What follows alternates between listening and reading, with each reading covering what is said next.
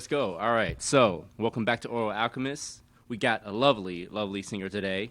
Um, who actually, this year? You started Yes. this year, but there's a Yes. lot more that went into that. But the Yes. lovely, Yeah. wonderful Miss Yasmine, Hello. Thank you for having me, CJ.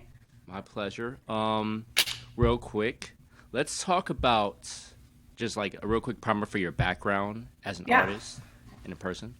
Okay. It's it's an interesting one. So I've been singing my whole life, but Hmm. like you mentioned, I really just got started releasing music this year. So for the last like 25, 26 years of my life, I have been singing, like coming out of the womb singing.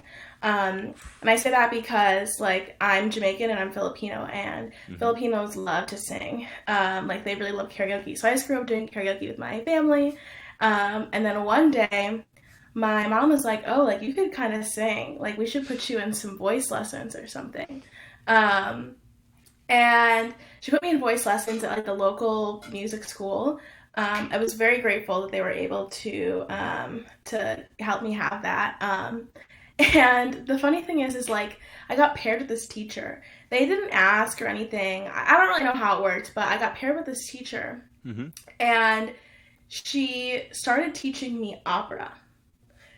She Oh. was like this, yeah, she was this Russian lady, and she'd studied opera, and the technical term for it is the bel canto technique. It's an like, Italian opera technique, and so that's what I learned for like a decade actually. And it was hard because I'd never been exposed to opera in that way before taking those lessons. I didn't start Hmm. until I was like 8. So for a long time I was singing opera, and I really struggled with it because I wanted to sing songs that I heard on the radio and songs that I grew up knowing.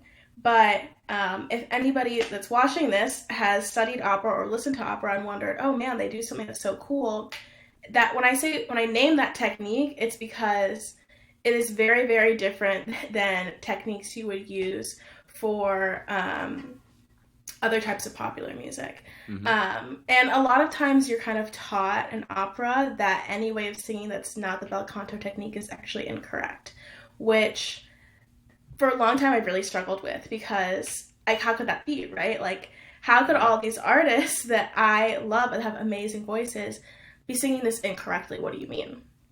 And it's my voice teacher was wonderful. So, Hmm. I don't mean to say anything about the opera community or bel canto community, but I think anybody who's tried to sing opera and gone to other types of music um, probably has that. It's hard. It's really hard to do. You can do it, but it requires intense training to be able to switch back and forth because you're just using a different method Yeah. for your voice. Yeah. I imagine that's Um, very much of a yeah. paradigm shift. Hold on, I'm gonna turn my Yes. headphones up real quick. Oh yeah. No worries. All right. Okay. Wow. Yeah, I did read that in your bio, and now Yes. when you It's say it out loud, it's like, yeah, jumping mm, from. So for context, we yeah. met like 2 days ago, and then she was like just going crazy at Cole's bar, right? I was like, Thanks. so I was like going from opera to that, and then like, yeah, Yeah. that's more than a hop and a skip. Yeah, and it's interesting, and I know this is kind of a long-winded way of telling you about my background, but for a long time I really struggled, and then I went to college. I didn't study music actually, so I had that formal music training in a way, but I didn't continue at the collegiate level, and I just kept singing, and I stopped going to my voice lessons because I moved away to go to Hmm. school, and I joined the University of Illinois. That's where I went, the University of Illinois Black Chorus, my senior year. And I was like, you know what? This professor, she is amazing. I was like, we're learning some really cool things and just music that I just had not been exposed to Hmm. growing up. Like the ways of singing is what I mean, because Yeah. had studied opera. And so, I did some things here and there in college. I would perform the national anthem at some of our basketball games. But for a long time, I really wasn't doing anything to create my own music or really perform very much. And then once I graduated, it's like there wasn't really a place for me to do that because everybody that I went to school with was mostly, they were all like business majors. So nobody was doing anything creative. Um, Mm-hmm. So it was a weird dichotomy of like myself actually being in that space and then having this creative side and nobody else to really share it with. But eventually, and we can talk more about this, Mm-hmm. I found more people that wanted to create music kind of by happenstance. Mm-hmm. And I think by finding people and building a team and a community of people that really want to create music helped me realize that what it actually takes is collaboration to really make it possible. And so I found a vocal coach actually um, who has experience doing opera and then different types of vocal techniques. And so she was Mm-hmm. really able to help me work through it, which is why I now have the perspective that I do to think back to my opera days and think, okay, I think there's just like there's one school of thought, but all types of music and all types of traditions and cultures in which music is a significant part are all correct. And it really helped me lean into my voice and the way that I Mm-hmm. want to use it. So that is my background, a very long-winded answer. Look, that makes my life easier. So when you found like your initial collaborators, what was that like, and who did you find? Like, what was? Yeah. Okay, so this is a good one. I love telling this story. So, like I said, I went to the University of Illinois, but I was an econ major, so I did a whole bunch of business stuff. Um, but my freshman year, I took a songwriting class, and it was really fun. And I ended up collaborating with this kid who was really, really great at the piano, and he was also Filipino, so it was kind of cool for us to connect. And we stayed loosely in touch, and he would hit me up every once in a while to do a video or something. Like I don't know, I think at the time he was using, I don't know if he was using Triller. TikTok was not a thing back then. But he was just making videos, and he would every once in a while ask me to jump in. But then after we graduated, we lost touch, but I still followed him on Instagram. Mm-hmm. Then in 2021, I think I saw him post about his band, and they were playing at Reggie's. Group chat. And yes, group chat, yes. And they were playing at Reggie's, and I was like, oh, this is dope. That's awesome. I used to go to Reggie's to get burgers all the time. Hey, they have some good food. That's some good This, bar food. right? I think people kind of look you don't know that, but like it's really good. The fried pickle. Yeah, like their stuff is good and their fries. Now I'm getting hungry. But so I went to go see them, and I really loved what they were doing. It was an all male group, and they had one woman doing some background vocals for them. And so I just texted him, and I was like, hey, that was amazing. Would love to do backgrounds for you, just because I wanted to get involved in music more. And it seemed like the right time. I was going through a lot of personal changes at the time. Mm-hmm. So it was like the it was like the perfect timing for me. And so they invited me to a jam session with them. And then eventually they actually asked me to join the band. And so from there, I kept working with them. We kept performing. And I had forgotten how fun it was to perform. And I don't know, I just like had really found myself again. Mm-hmm. And they were already working with this producer who goes by Farley at his studio called Second Street, and we were working with him for a while, and then I kind of brought this idea of doing my own project to him, Mm-hmm. Farley, and I've been working with him on my album since. And so just by doing gigs and meeting people, like meeting you at Kohl's, Mm-hmm. it's just been really cool to actually like kind of like entrench myself in the Chicago music community, because one, it's really welcoming and everybody's really amazing, like really really talented people. And You were working with this producer Farley at Second Street. yeah, yes, yeah, so I met him through group chat because they were already working with him. Mm-hmm. So I met my producer Farley, and I brought my project to him. And from there, he is really really he's like really really good at bringing a lot of elements of your like your artistry together. So he Mm. actually found and booked my very first solo gig. He Mm. was doing sound at Uncommon Ground, and that was actually my first solo gig without group chat, which was kind of fun. And He's definitely been a really good advocate and supporter. And then just from there, I just kept meeting more and more people. And it's kind of like a snowball effect. The more gigs you do, the more people you meet. Like that's how I met you, just by doing the gig at Cole's. I think it just kind of like really underscores um, how how much the connections, especially in the Chicago community, are really, really tight and they really matter because, I think Chicago has a really great music community and a lot of really talented people who want to work together and create really dope music. So that's how I started to find my collaborators. So I'm just excited to keep doing it. So when's your album coming out? Okay, tentative release date is April. April. And now that I'm saying, I know it's a long time. No, it's right around the corner.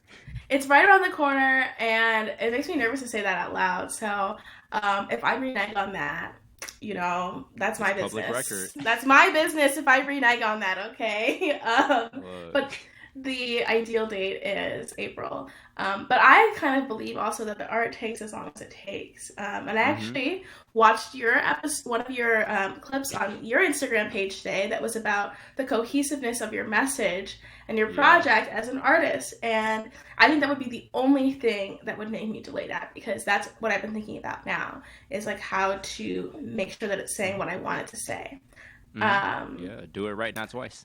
Exactly. And so there are some things that might get cut from this first album, or maybe something that I want to add that I haven't even made yet, and I don't know. But I'm also thinking about how it fits into this broader vision of like, what do I have to say in general, like as a person? And then, I am also thinking about like, I actually am kind of thinking about this in different parts of what the next album after that is going to say. So yeah, I have a lot of thoughts going on up here, but to more directly answer your question, April, ideally. So what is the process, well, to the extent that you can share, what has been the process of writing for that? I'm definitely happy to share. So for me, like I said, I don't have formal training in songwriting or composition or anything like that, but I do have my vocal training and my ears. So I started out writing some of my own songs. Sometimes I start with just like a melody that's in my head, and my primary instrument is my voice, so sometimes I just start with that. But for a lot of the songs on this first album, I actually wrote with the guitarist in group chat, Danny McDermott, and he would just kind of send me these cool little, not like a loop, but kind of like a loop, a couple bars of something he was working on, like an acoustic guitar loop or something, and I would just kind of get inspired by it, and we would write something together. And the very first song that I wrote for this album, which is definitely going to be on the album, it's called The Best. It's not out yet, but I remember I was writing it, and I was taking a little lunch break at work, and I went into like one of the phone booths, and I listened to what he sent me, and I started writing it then. And sometimes I travel. Those at work sessions. Yeah, some heat there. Honestly, yeah, and. And sometimes I travel for work too, so sometimes I'll get inspired on an airplane. Oddly, a lot of the times I get inspired on airplanes. I don't know why. There's just something about like nothing else to do. I would just kind of write to some of those. But the very first song that I released, Eyelashes, is also a collaboration with Danny. And it was a melody, the acoustic guitar that you hear in it is something that he'd been playing over and over again for like months. At our rehearsals and stuff, like in between, guitarists always noodle in between everything, That's musicians in general. Yes. Put their acts in front of them. What do you expect them to do? I think the only people that like are aware of when they're noodling are drummers, because everybody turns and looks at them like, what are you doing? But he was noodling on this all the time, and finally I was like, okay, what is this? And I asked him to explain to me what it was about, and without like putting his business out there like that. He was telling me that it was just kind of like something that he kept coming back to. And he couldn't stop playing this song because it just like made him think about somebody. And I asked him to tell me what like more about that and the experience that he had. And that's actually, so the song is actually not about me, and nothing that I experienced is actually about something my close friend Danny experienced. And he was just kind of telling me about what his feelings were, and that is how I ended up writing it. And he actually called it Eyelashes, but he didn't have any lyrics or any words. He just said it reminded him of like, you know, butterfly kisses, like, you know, when you go like this to somebody with your eyelashes. Whoa. Yeah, and that's why the first line is like, I remember the feeling of your eyelashes against my skin, and it just went from there. We actually wrote it in like 20 minutes, so it was cool. Look, yeah, that speed will help you out. Yeah, and it was cool. It was actually the first song that I wrote that like is truly not about me and is about something from somebody else, which is kind of interesting, but I still resonate with it, you know. And obviously I kind of like still pull from my own emotions and feelings, and also, you know, empathy towards his story that he was telling me. But then we took it with an acoustic and vocals to Farley, my producer, and he was the one who had this idea to go with the beat, the direction of the beat, like the rhythm, which I don't really know how to describe it. I wouldn't say it's like he kind of would describe it as like maybe like a Latin Spanish style type beat, but I really don't know what to call it because it still has elements of R&B. And it was very seamlessly produced. Yeah, he did a really good. Yeah, he did a really, really great job. And that's how it was born. So it took basically what I'm trying to say is it took a lot of different people and different ideas to create that first song. And sometimes that's what my process is like. And other times it's as simple as like I just have a melody or I hear a bass line. I'm like, oh, that sounded cool. Like, what could I do with that? And I'm sure all artists have this, you know, they have like a notes app on their phone with like random lyric ideas. Yeah. 500 different things. Yep. So sometimes I'll just pull from that. I'm like, ooh, you know, that's making me feel this today or whatever. Or sometimes if I'm playing with people, I like to do this thing, and I don't know if anybody does this, but I do this. Because again, the voice is my primary instrument. I play the piano, as you can see it behind me, but like more as a songwriting tool. But sometimes I'll tell people like, hey, can you play something that makes you feel like this? Or like imagine like you're sitting on a beach and you have like a cocktail in your hand and you're like watching the sunset, right? I'll actually like kind of like describe what kind of feeling or what kind of visual I have for the song, or just like whatever I want to write about today. And like that's sometimes how I'll try to like work with people to like pull what I want out of them, I guess. So sometimes I do that too. That's a very open way of like collaborating. And I like how inclusive you are. Yeah. I do never claim to know everything, and I surround myself with really, really talented people. So I find that I make the best stuff when I work with other people. So music is not made in a vacuum. No, and I think that's what really helped me realize that I could create music. And I think, you know, like I said, I took voice lessons growing up, but there was never really, it wasn't really clear to me. Yeah, exactly. It wasn't really clear to me, like, what do I do and how do I do it? Because, like, I sing, I don't know how to use Pro Tools or Ableton. I don't play every instrument. So how do I actually have a career in music? And also, you know, I wasn't exposed to the different parts of a career you can have in music. And so for me, I think, like I said, the collaboration aspect, it was the key unlock for me to actually realizing that like I could pursue this for real. I got you. That's awesome. So as you said earlier, you're dialing in your artistic direction, and so far, what have you learned about yourself so far in that sense? Ooh, this is a good question. Okay, I think the very first thing that comes to mind when I think about what have I learned for myself in the sense of like how to shape my direction is, in order for me to, some people, let me preface this by saying I think some people can create in like a world where like they're everything feels like chaos in a way, like Mm-hmm. up here, you know, you have a lot going on and like you can still just create. For me, I need like some quiet time, like quiet time in here, if that makes sense. Like Yeah. I need to figure out how to relax so that like all the creative ideas can start flowing. Because you know, some of us we got demanding day jobs, we got this, we got you know that, and so I think when we try to carve out time to make sure that we can create, and you know, sometimes ideas just flow, Mm-hmm. even when we're just kind of sitting there doing something else. For me, I really realized that like taking time to just kind of have my thoughts and like decompress really brings in the most creative stuff for me. And a lot of the times when I create some like I can like go through periods where I'll be creating like 10 songs in the space of a week, because I took that week off. And it's so interesting. Yeah, it's so interesting. Um, but you know, I again, like I said earlier, though, I still like wrote the very first song that I wrote for this album in you know a phone booth on my break at work. So it can still happen the other ways too. But I Mm-hmm. think the best thing for me is just like allow my whole being to like be invested in the process. And that is one thing I learned about myself.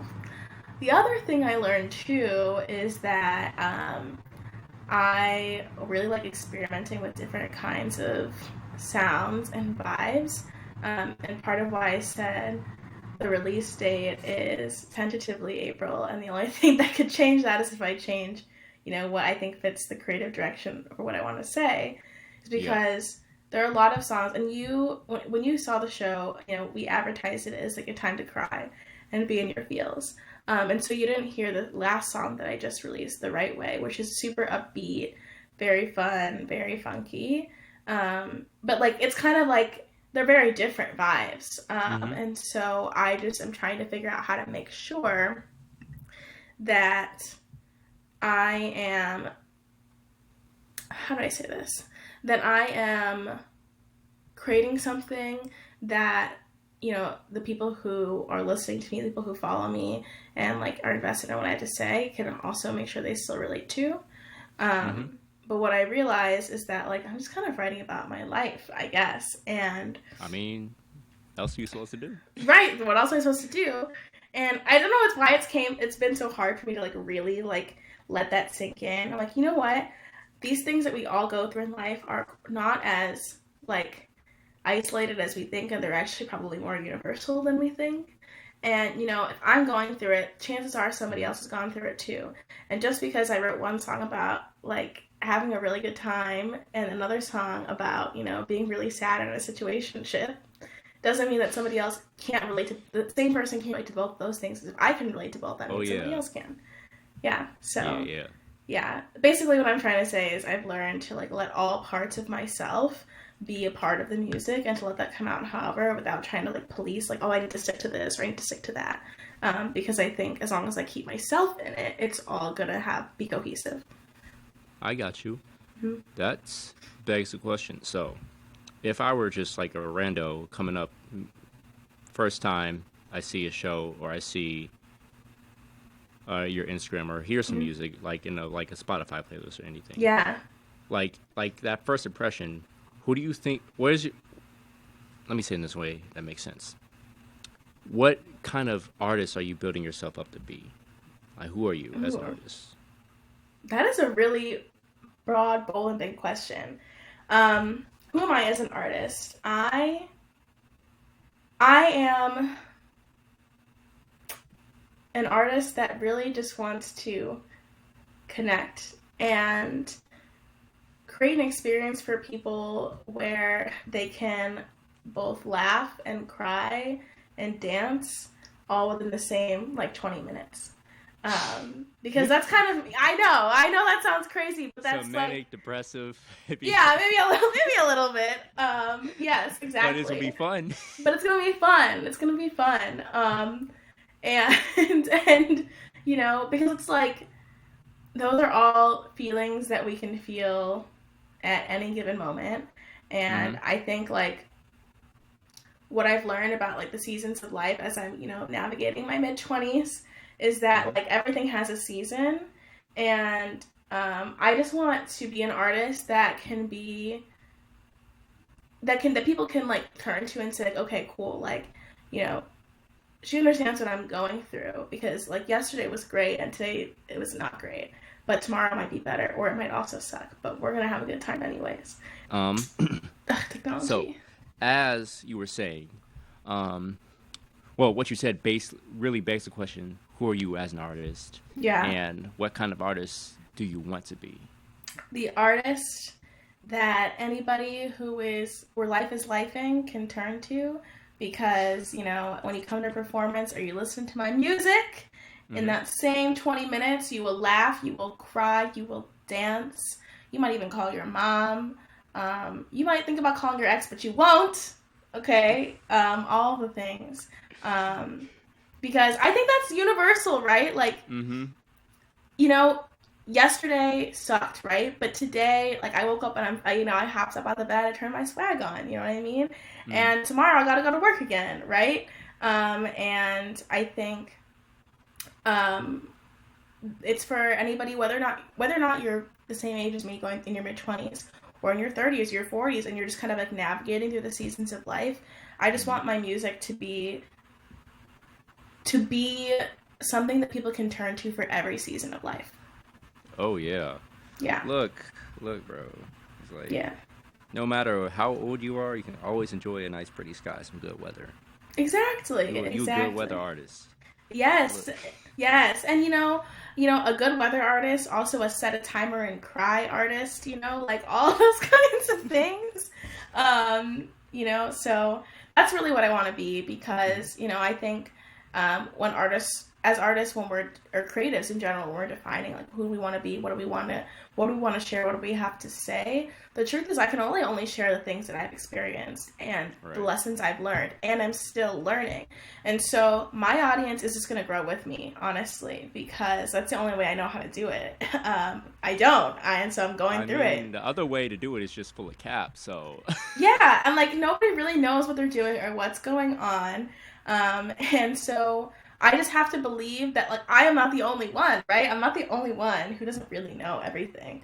Um, and that's just what I want. I want people to, be able to feel vulnerable, be able to feel and fully enjoy all the happy moments and joyful moments of life. The good choices that we make, the bad choices that Mm-hmm. we make, reflecting on the things that we've done in our past that we would maybe do differently.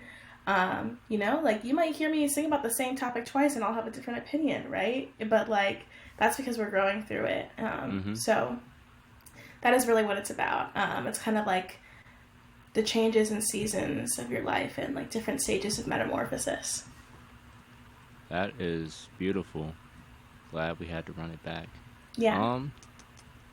So I'm looking through these questions. Ooh, this is a good one. All right. Between your work with group chat, right? Actually, talk Hmm. about a bit like the work with group chat. Do you take part in the writing Yeah. with that? Yeah, Yeah. yeah, So yeah. I Get do. I into do. that.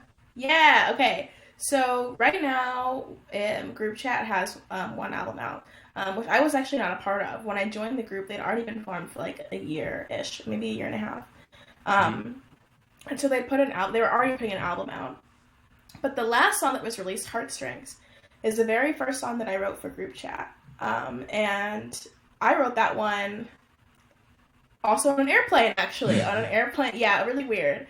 People really were having me, like, my seatmate was probably like, what is this girl doing singing to herself out loud on a plane? That's crazy. I would do it quietly, not to be weird or anything.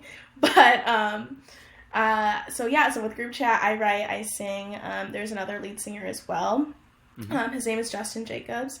And it's interesting because Group Chat is really like a rock funk fusion band. It's like funk rock. And I don't know how to define it necessarily, but um, it's its own sort of lane, I suppose. And the process for us is, a lot of the times it's just kind of like a jam session. And so Mm. when I wrote that one, it had actually been from a jam session we started in the middle of a gig. And the reason we Ooh, started, the yeah, best ones. yes, but it was because Justin broke the guitar string. Oh. Yeah, on his But you know what? He had two guitars. He just didn't want. It was a very casual gig. It was like a Oh, house party gig. he just didn't want to move.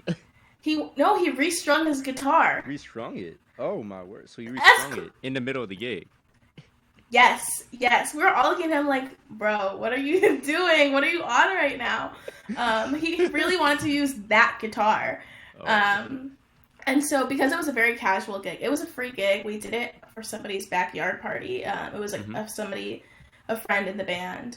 Mhm. And I believe it was in the summer, I think. And people were like, it was in Lakeview, actually, like Wrigleyville, and people were like poured out onto the sidewalk. It was pretty cool, and so people just like stopped and watched, Mhm. that like had nothing to do with this house. And um, so, obviously the band was like, let's just riff a little bit because we're gonna wait for this man to string up his guitar strings. And like he did it pretty quick. I'm not gonna lie, he did do it fast, but they were playing something, and I was like, hey everybody, sorry about that. Sometimes this happens if you're a musician and blah, blah, blah, blah. It's like, Justin broke his guitar strings. Justin broke his guitar strings. And I just started writing the melody actually in front of the audience. And I just was like, I was riffing too. Oh yeah. And then it was catchy. And I was like, hey, can somebody record this and send it to me later? um, and they Yep. did. They DM'd it to me. I forgot about it. And then I got a DM and they're, hey, this is what you did. And I was like, oh, dope. And so I started writing it from that. Mhm. So it actually started as a song we wrote in front of an audience. That's pretty cool. It was pretty Um, cool. Yeah. how did it end up? So how did you guys develop it from that point on? Did you just like obviously? Yeah. Well, I Yeah, was yeah, gonna yeah. say I'm sure you guys didn't just like go with the voice memo. You wanted to No. have some more fun with it. Yes, exactly. So I started writing. I started writing a verse and a chorus on like an airplane, and I was like talking to my friend on FaceTime because I was complaining about this boy, and he was just really irritating me, and um, that's how the first line came out. I was like, watching you sleep peacefully. I just had an epiphany. You just ain't good enough for me, baby. Wake up and leave. Because I wanted him to get out. I was really irritated, and I was like, you could go. Um, It's a nice way to so say it. yeah, right. It was sweet. I think it was nice. I was like, you can get up and go. So I started singing out loud. I was like, I don't care who's sleeping. I'm gonna write this song right now in front of you because you're irritating me. Um, and then I went back home to Chicago, and I was like, hey guys, I had this song from when we were at that gig, and we got to finish it. So we just started jamming on it together, Mhm. and everybody was in the room, and we just started working on it together and developing it. And we ended up writing the bridge together too because I didn't have that part yet, and it was really fun. So I guess the shorter answer to your question is I started with what we had from that voice memo. I wrote a verse, I wrote a chorus, and I brought it to the group, and then we just finished it together. And then I would just kind of like hum along to the melody. Like the melody, I didn't actually. Some of the lyrics I wrote in our jam session, and then sometimes Mhm. I like to like go back later and like think of the lyrics. But some lyrics stay right from that session Mhm. because they were just so good, right? But sometimes, this is just kind of part of my process all the time is I'll just hum it out.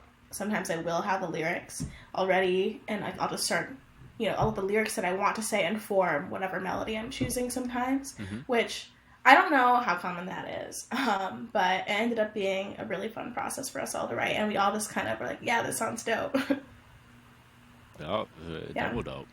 Yeah, yeah. So full live instrument. So everything for group chat is just like fully live instruments. Mhm. And so um, when we sat down to record it, you do bass and drums first, and then build it up from there. And then I finally laid vocals down, and then I also did the background vocals too. It's so interesting. Interesting. I'm veering off from your question now It's because like all good. now I just riff. yeah, because now I'm thinking about recording vocals, and that was the first song that I ever recorded in a studio. Mm. Like the first time I'd ever actually recorded myself singing, like really recorded myself singing for like putting it out there. Mm-hmm.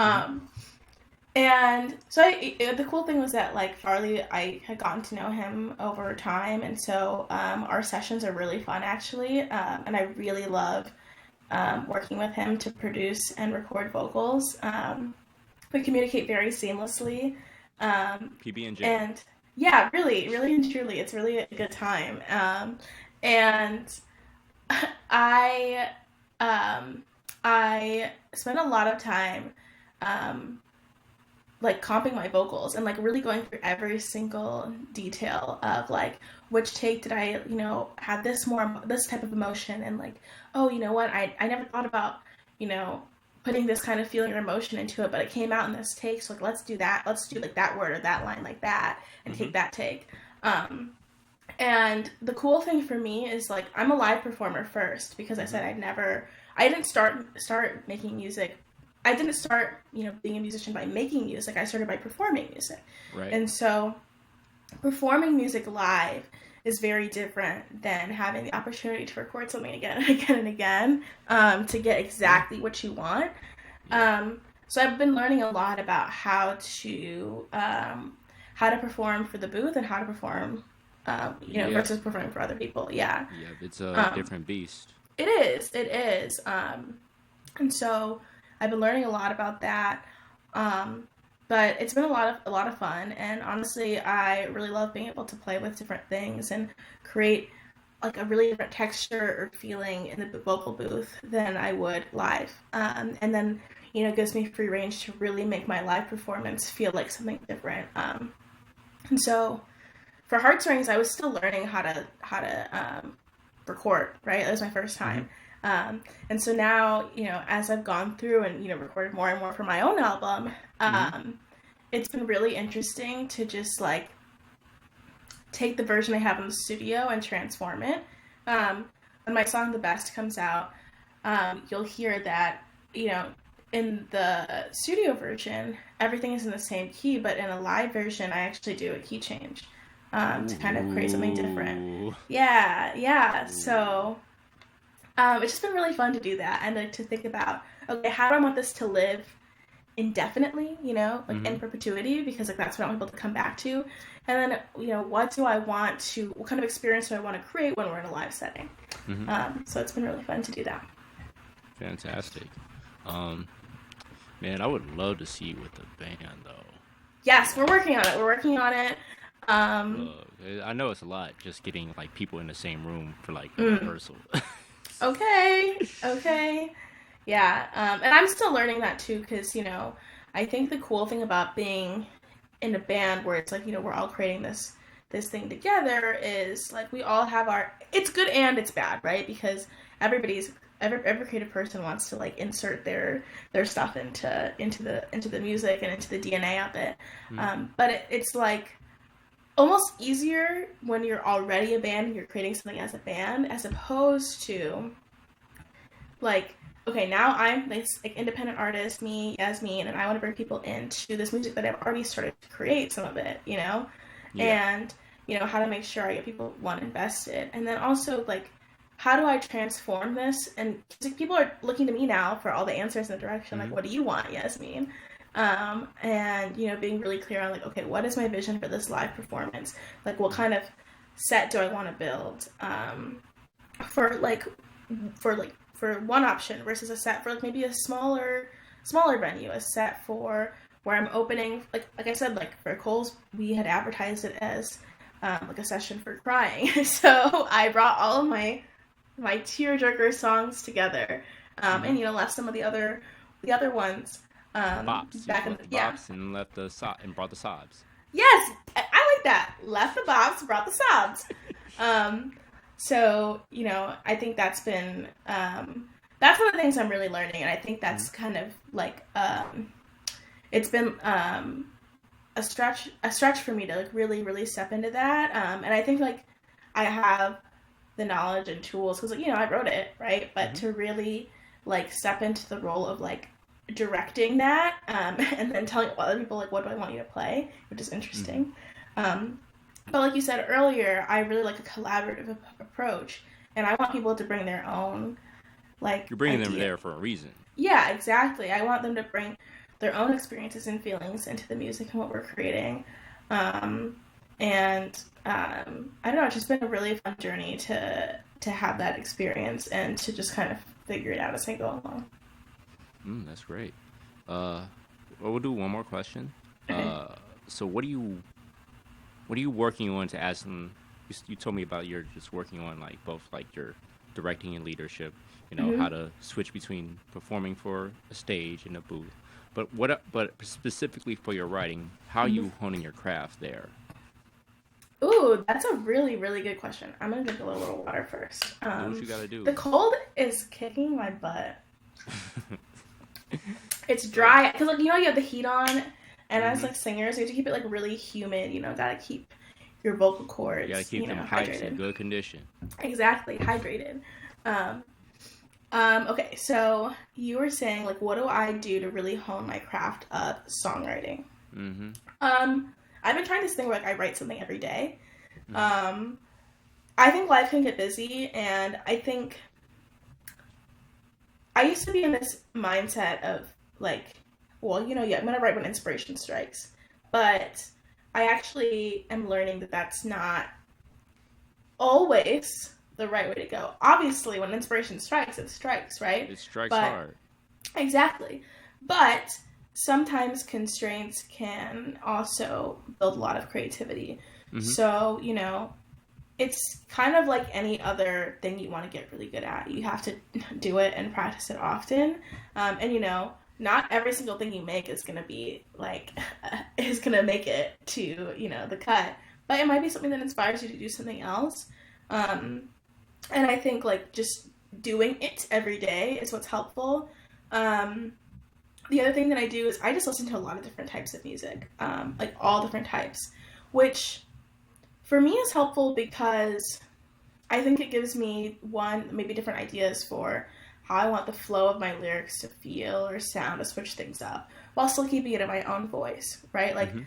for example, SZA has a very distinct way of, like, a distinct flow. And, somebody like a Cleo Soul has also a very distinct way and a distinct flow. Somebody like Victoria Monet has something completely different. And so just like listening and observing to how other people write lyrics and a flow and a melody has really helped me inform, you know, okay, I might like that from this person. Like, oh, I didn't think about how, they made that rhyme pattern. And it's one I haven't heard before. So maybe I could try that or incorporate that. So that's helpful. And then also just listening to different types of instrumentation and a lot of different genres. Mm-hmm. So like I said, Group Chat is a funk fusion rock band, and I make pop R&B music. But like I'm able to write both. And I also like allow myself to sometimes write whatever genre like the idea comes out in. Mm-hmm. Um, and I say that because, like I said, not everything is gonna make it. But like I wrote this pop punk song. Oop, I moved my desk. I wrote this pop punk song, and because like I just was, I just really needed to write whatever I needed to write, and it came out like a pop punk song, which was kind of weird. I used to listen to Paramore growing up, and I still do, Look, still do. look. A lot of people, okay, in the black community, Did we like they Paramore? it was quiet. It's like, oh, you listen to that? Right, I enjoy that show. It's hot. But then it's like, hey, right. well, I didn't listen to no rock. What you mean? Yeah, right. And like, so I listen to a lot of different genres, Mm-hmm. because I let the ideas come out how they want to, even if it doesn't really resonate with the sound that I'm trying to put out there. I'm gonna still write it because I needed to get it out there. Um, yeah, to your point though about what you just said about like black people liking all different types of music, I actually just read this article about Lenny Kravitz and because he's a rock star, quite literally a rock star. Mm-hmm. And I've listened to I listened to a lot of Lenny Kravitz growing up. My dad actually really loves rock. Like I grew up listening to things like Iron Maiden and like Lenny Kravitz and my dad listened to like Alice in Chains and stuff. He Mm-hmm. really and Metallica. But then he would also like put on some Michael Jackson, He would put on literally everything, and I think that really helped me get exposed to a lot of different types. I continue to do that now. Like, I just discovered, my producer showed me this band that I never heard, Polyphia. I don't know if I'm pronouncing it correctly, but they're insanely talented, and it's mostly like instrumentals. There's no, for what I've heard so far at least, there's no lyrics or words to most of what I listen to. But I guess my point being, I try to take inspiration and learn from all different types of genres of music, because I think that just kind of helps expand your aperture, and like being able to bring different influences of music into your own creativity is really, really helpful. And I love it. So, yeah. Look. Yeah. SZA said she listened to Creed. She had just posted about how she loved Creed. And, like, I know, right? And she's like, it was really inspirational for, like, I don't remember what she said, but I'm like, see, everybody, you know, like, you really gotta listen to it all, because you never know what you're gonna learn. And I don't know, I think that's what's been helpful for me. So doing it every day, listen to all different types of music, listen to your favorite artists, and try to understand like why it is that their song makes you feel how it makes you feel, or creates an experience that you're experiencing, and try to think about what about it makes you feel that way, so that you can kind of tap into some of those tools. And I also follow people who talk about their songwriting process, or talk about songwriting in general, like Oral Alchemists, and like what the creative process is like for them. Fantastic. Well, that was lovely. Once again, thank you for your time. Thank you. Showed out. Anyways, besides my inability to speak English, plug yourself, plug your bands, tell people where to find you, book you, work with you, all that. Yes. So, everybody, again, my name is Yasmine. I like to say, you know, Yasmine, Yasmine, Yasmine, but I'm very, very nice. Hopefully you still think so by the end of this podcast. You can find me on all streaming platforms under Yasmine. It's in all caps, Yasmine. And you can follow me on TikTok and Instagram at The Queen Yazzie G. The Queen, Yazzzyg, and I post a lot about music that I'm listening to, sometimes my songwriting process, also what a day in the life actually looks like as somebody, you know, with a day job, and, you know, family, friends, all this stuff, and, you know, trying to make music and live out their passions, which I think a lot of us can relate to, and just kind of about the experiences that I'm going through that inform the songs that I'm creating. And so if you're down for that, and you're along on that journey, and, you know, you want somebody to go through and walk through the seasons of life with you, I'm your girl. So please check me out. If you want to book me, you can email me at yasminemusicbusiness@gmail.com, and you can reach out to me on Instagram as well. So thank you, CJ. My pleasure. When's your next single coming out? Tentatively maybe before the end of this year. I haven't decided on a release date yet. Okay, tap in with her. Pause. Yes. Tap in with her, and don't let her catch you lacking on this single.